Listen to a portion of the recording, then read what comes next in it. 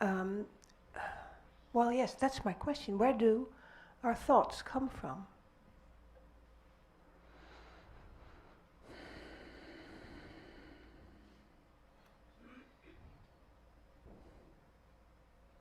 Oh, that's a very good question.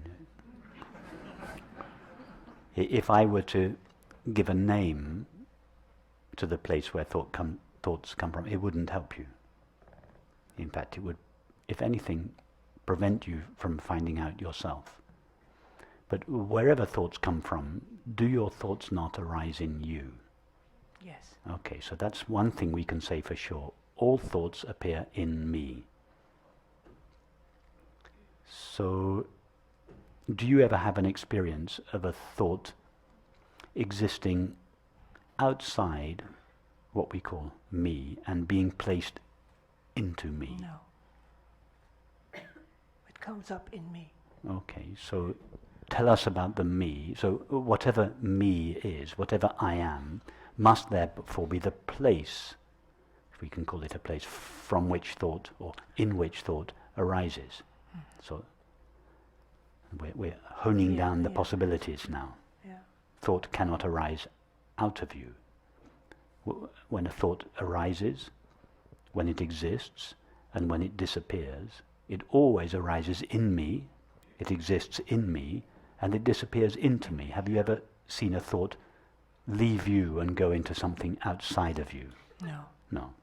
So we're narrowing the possibilities. Whatever I am is that from which thought arises. So the question is now, what is me? What am I? Right. That is that from which a thought arises, in which it exists during its existence, and into which it vanishes when it comes to an end. Right. Okay. Now, just to follow on with that, whatever it is that our thoughts arise from, that we call me or I, must itself be inherently or intrinsically free of thought, because thought arises in it. Prior to the arising of a thought, whatever that is free of the thought. So the thought arises in, exists in, and vanishes into that which is inherently free of thought. Yes? That in fact goes for every feeling we have, every sensation we have, and every perception we have. The perception of this room appears in ourself. It arises in ourself, and therefore the self, if we can call it a self, in which our thoughts, sensations and perceptions arise, must itself be intrinsically free of or empty of thoughts, sensations and perceptions. Well, in noticing these thoughts that they come up and the perception just comes up, made me feel very free. How can I put it? It became very clear that there is no free will as we think the body-mind has, but it all comes up from this nothingness, from this no-thingness, exactly, which is no-thingness, which exactly. is not something, but it is not nothing. Yeah, yes, exactly. Yeah. Yes, so but you're right. There may be no individual freedom. Nevertheless, this no-thingness from which all experience rises, being free of the qualities of all experience, is itself absolutely and inherently free. Yeah. And that freedom echoes in each of our minds as the feeling, two feelings. One, I have free will, and two, I long for freedom. The longing for the knowledge, I have free will, is the recognition that the freedom we feel that is at our disposal is an echo in each of our minds of the true freedom out of which all experience arises. And our longing for freedom comes from the knowledge that what we essentially are is absolute freedom itself. And that is why when anyone ever puts any constraints on us, we rebel. Mm-hmm. The freedom you're now talking about is not the freedom I meant when I said we don't have free will, like we're not in the driver's seat. That's what I meant. Yes. But the freedom I felt when seeing these thoughts come from the no-thingness, that gave me freedom. You know, Sense of it's freedom. not that we don't have freedom. We have freedom, but our freedom is not the possession of a separate person. Right. Yeah. Take the experience of love. We all experience love, yes? None of us would say, I never experience love, or I don't have the experience of love. Now, love is not an experience that belongs to a particular person. The experience of love, just as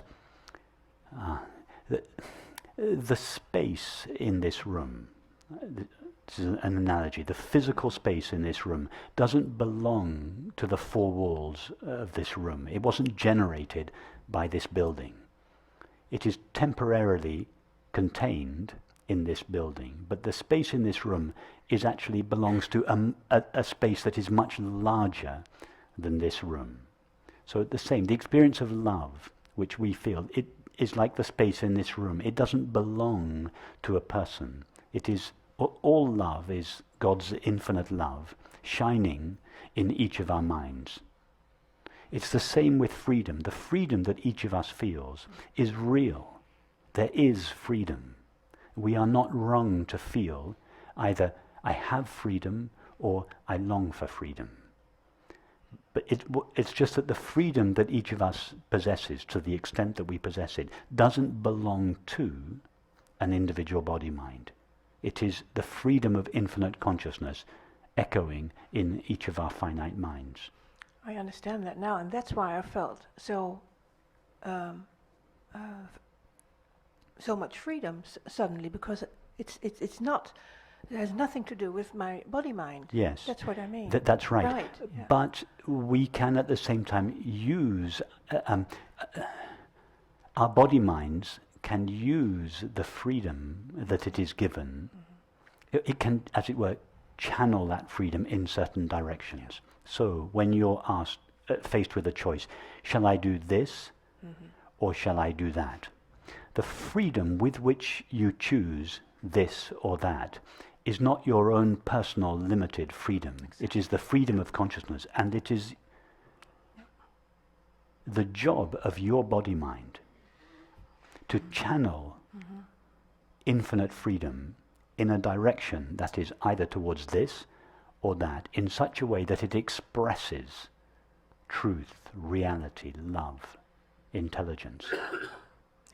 So although the freedom is not your individual freedom, nevertheless it is the job of your body to channel that freedom in such a way that it expresses and shares and celebrates truth and love and beauty. Yes, years ago I became a lay Buddhist, and I took the precepts, and well, you know about the precepts, and after some years I discovered that the precepts are not rules, but they are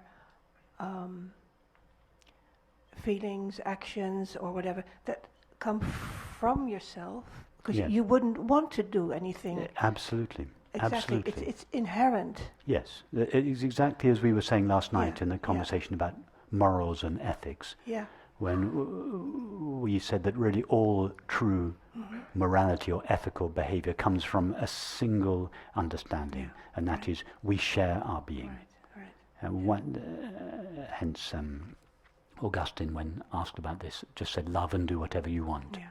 Once you are in touch with the fact that we all share our being, and you use that single understanding to guide all your behavior, then you no longer need precepts or morals. This single understanding guides everything you think and feel, and therefore your subsequent activities and relationships. Yes.